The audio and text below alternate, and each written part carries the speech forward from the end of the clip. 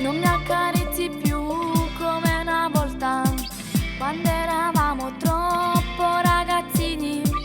Seppure mi frequento con un altro, sto diventando grande, non mi vedi? Non t'accarezzi più con stesso bene, perché sta cominciando a mi fa male. Peccato che non siamo più creature, ma pure a notte penso solo a te.